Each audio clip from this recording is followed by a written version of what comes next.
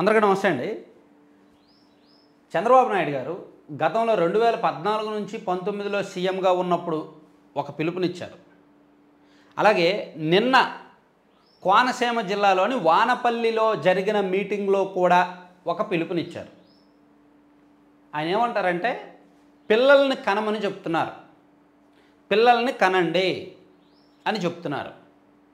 పిల్లలు కనడం ఆపొద్దు అని చాలా స్పష్టమైన సందేశాన్ని ఇస్తున్నారు. నిన్న వానపల్లి సభలో కూడా మీటింగ్ జరిగిన లాస్ట్లో చివరిలో ఆయన చెప్పారు, ఒకప్పుడు 3 పిల్లలు ఉంటే స్థానిక సంస్థల్లో పోటీకి అర్హులు ఉండేవాళ్ళు కాదు కానీ మన ప్రభుత్వం వచ్చాక 3 పిల్లలు ఉన్నా సరే స్థానిక సంస్థల పోటీకి అర్హులుగానే ప్రకటించాము. రేపు పొద్దున భవిష్యత్తులో ఒకవేళ ఒక పిల్లాడితో ఆపేస్తే స్థానిక సంస్థల పోటీలో అనర్హులుగా ప్రకటించాల్సిన పరిస్థితి వస్తుందేమో అని లాస్ట్లో చెప్పారు. అలా చెప్పి తన స్పీచ్ ముగించారు. ఎందుకంటే ఆయన పిల్లలను కనమని ఎందుకు చెప్తున్నారు? చంద్రబాబు గారు దూరదృష్టి ఏమైనా ఉందా? అసలు ఒకప్పుడు పిల్లలు వద్దు, జనాభా నియంత్రణ ఉండాలి, కుటుంబ నియంత్రణ ఆపరేషన్లు చేసుకోండి అని చెప్పిన ప్రభుత్వమే. 95లో చంద్రబాబు గారు సీఎం అయిన తర్వాత ఆయనే చెప్పారు ఈ జనాభా నియంత్రణ అవసరాన్ని, కుటుంబ నియంత్రణ అవసరాన్ని ఇవన్నీ కూడా అప్పుల్లో తీసుకొచ్చారు. పిల్లల్ని కనొద్దు అని చెప్పారు. ఒక్కరు ముద్దు ఇద్దరు హద్దు అని చెప్పారు. ఒక్కరు ముద్దు ఇద్దరు హద్దు ముగ్గురు వద్దు అని అప్పట్లో పిలుపులు కూడా ఇచ్చారు 2004కు ముందు.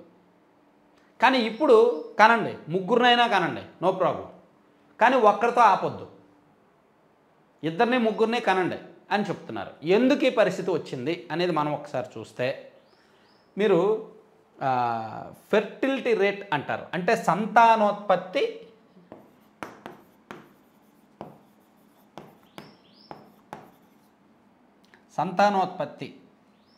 తగ్గుతుంది. ఆంధ్రప్రదేశ్లో తగ్గుతుంది.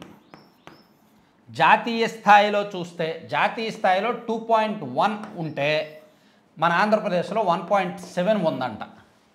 అంటే ఒక మహిళ జాతీయ స్థాయిలో దేశవ్యాప్తంగా యావరేజ్ గణాంకాలు చూసుకుంటే ఒక మహిళ ఇద్దరికంటే ఎక్కువ పిల్లల్ని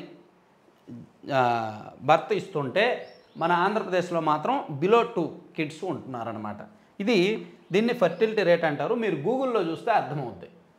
ఇదిగోండి, fertility rate in India state wise అని కొడితే మీకు గూగుల్లో వికీపీడియాలో ఒక టేబుల్ ఓపెన్ అవుద్ది. This is a list of the states and union territories of India ranked in order of number of children born for each woman. Recent surveys show that majority of Indian states fertility rate has fallen well below the replacement level of 2.1 and the country is fast approaching the replacement level itself. ఇదిగోండి, 2017 నాటికి India మొత్తం జాతీయ స్థాయిలో 2.2 ఉంది, కానీ ఇప్పుడు 2.1 ఉంది. అంటే జాతీయ స్థాయిలోనే ఇది తగ్గుతోంది. అదే మన ఆంధ్రప్రదేశ్కి వచ్చేసరికి ఇదిగోండి 1.7, అంటే ఒక మహిళ 1.7, అంటే యావరేజ్గా 10 మంది మహిళలు లేదా 20 మంది మహిళలు అంటే సుమారుగా అంటే 10 మంది మహిళలు 17 మంది పిల్లలను కంటున్నట్టు. 10 మంది మహిళలు 17 మంది పిల్లలు, అంటే ఒక మహిళ ఇద్దరిని కావచ్చు, ఒక మహిళ ఒకరు కావచ్చు. అలా ఫెర్టిలిటీ రేట్ మన ఆంధ్రప్రదేశ్లో 1.7 ఉంది సంతానోత్పత్తి రేటు. తమిళనాడులో 1.8 ఉంది, కర్ణాటకలో 1.7 ఉంది, తెలంగాణలో 1.8, మహారాష్ట్రలో 1.7, ఒడిశా 1.8, ఛత్తీస్గఢ్ 1.8 ఉంది. అదే బీహార్లో చూడండి 3.0, ఉత్తరప్రదేశ్లో 2.4, రాజస్థాన్లో 2.0, మధ్యప్రదేశ్లో 2.0, జార్ఖండ్లో 2.3, హర్యానా మేఘాలయలో 2.9, అస్సోంలో 1.9, మణిపూర్లో 2.2 ఇట్లా ఉంది కదా. అంటే మీరు ఈ మ్యాప్ జాగ్రత్తగా అబ్జర్వ్ చేస్తే భారతదేశం మొత్తం మీద సౌత్ ఇండియాలో సంతానోత్పత్తి తక్కువ ఉంది, నార్త్ ఇండియాలో సంతానోత్పత్తి ఎక్కువ ఉంది. మీరు ఈ మ్యాప్ మొత్తం జాగ్రత్తగా అబ్జర్వ్ చేస్తే మీకు చాలా క్లియర్గా తెలుస్తుంది. మధ్యప్రదేశ్, రాజస్థాన్, బీహారు, ఉత్తరప్రదేశ్, జార్ఖండ్ ఇలా ఈ రాష్ట్రాలన్నీ కూడా సంతానోత్పత్తి ఎక్కువ ఉన్నాయి. తెలంగాణ, కర్ణాటక, ఆంధ్రప్రదేశ్, తమిళనాడు ఈ రాష్ట్రాలన్నీ బాగా తక్కువ ఉన్నాయి. సో ఈ ప్రభావంతో భవిష్యత్తులో ఉత్తర భారతదేశం యొక్క డామినేషన్ విపరీతంగా పెరిగిపోద్ది. వాళ్ళ జనాభా పెరిగిపోతారు. వాళ్ళ జనాభాకు తగ్గట్టు అక్కడ అవకాశాలు ఉండవు. మీరు చూస్తే మన ఆంధ్రప్రదేశ్లో కూడా ఎక్కడ చూసినా ఉత్తరప్రదేశ్ వాళ్ళు ఉంటారు, యూపీ వాళ్ళు ఉంటారు, ఏ పనుల్లో అయినా సరే ఒడిశా వాళ్ళు ఉంటారు, బీహార్ వాళ్ళు ఉంటారు.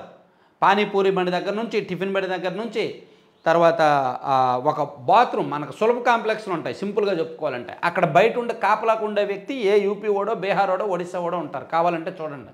అలాగే కొన్ని పరిశ్రమల్లో, గ్రానైట్ పరిశ్రమలు లాంటి చోట పనిచేసే కూలీల్లో ఎక్కువగా వాళ్ళే ఉంటారు. ఎందుకంటే వాళ్ళకి వాళ్ళ లైఫ్ స్టైల్ చాలా తక్కువ రేట్లో అయిపోద్ది. మనకైతే రోజుకు బయటకు వెళ్తే ఒక 500, 600 కావాలి, వాళ్ళకి 200 ఉంటే చాలు. అంటే వాళ్ళ సంపాదన ఆశ చాలా తక్కువ ఉంటుంది అనమాట. రేపు పొద్దున వాళ్ళ జనాభా పెరిగే కొద్దీ ఇంకా మన రాష్ట్రాలకు వచ్చేస్తారు. వాళ్ళు జనాభా పెరిగే కొద్దీ అక్కడ అవకాశాలు ఉండవు కాబట్టి మన వైపు వచ్చేస్తారు. అప్పుడు మన వాళ్ళకి అవకాశాలు తగ్గుతాయి. సో అందుకు వాళ్ళ జనాభాకు తగ్గట్టు మనకు కూడా జనాభా పెరగాలి, దేశం మొత్తం సమాన రేషియో ఉండాలి, సంతానోత్పత్తి సమంగా ఉండాలి అనే దూరదృష్టి చంద్రబాబు గారిది. సో పిల్లల్ని కనమని చంద్రబాబు గారు ఊరికే చెప్పట్లా. ఆంధ్రప్రదేశ్లో ఫెర్టిలిటీ రేట్, ఈ సంతానోత్పత్తి రేట్ తగ్గుతుంది కాబట్టి ఆయన చెప్తున్నారు. చూడండి, ఇక్కడ మీరు ఈ టేబుల్ చూస్తే చాలా స్పష్టంగా అర్థం చేసుకోవచ్చు. Total fertility rate TFR by state union territory of India మీరు ఒకసారి చూస్తే ఆంధ్రప్రదేశ్లో 1951 నుండి 61 మధ్య ఒక మహిళ 5.82 మంది పిల్లలని కంటే ఇప్పుడు 1.74 రేటు ఫెర్టిలిటీ రేట్ అంత డౌన్ అయింది. చూసారా, అలా డౌన్ అవుతూ ఉంది, డౌన్ఫాల్ అవుతూ ఉంది, నెమ్మదిగా తగ్గుతూ ఉంది. అది కొంచెం అంత ఆరోగ్యకరం కాదు. కనీసం ఇద్దరు యావరేజ్గా 2కు పైగా ఉండాలనే చంద్రబాబు గారి కోరిక. ఇది కొంచెం ఒక భిన్నంగా నేను నిన్న స్పీచ్ విన్న వెంటనే నాకు ఇదేంటి పిల్లల్ని కనమంటున్నారు, ఎందుకంత సీరియస్గా చెప్తున్నారు, ఒక పబ్లిక్ మీటింగ్లో ఇంత పెద్ద గ్రామీణ ప్రాంతాల్లో ఇంత పెద్ద మీటింగ్లో ఆయన పిల్లల్ని కనమని ఎందుకు చెప్తున్నారు అని చూస్తే ఈ గణాంకాలు నాకు స్పష్టంగా కనిపించాయి. సో అందుకే చంద్రబాబు గారు పిల్లల్ని కనమంటున్నారు, పిల్లల్ని కంటే ఎంకరేజ్ చేస్తున్నారు. ఒకప్పుడు ఆయనే వద్దన్నారు, ఇప్పుడు ఆయనే కనమంటున్నారు. సో రాష్ట్రానికి సీఎం హోదాలో ఆయన అటువంటి పిలుపునిచ్చారంటే దాని అర్థం ఇది. Thank you.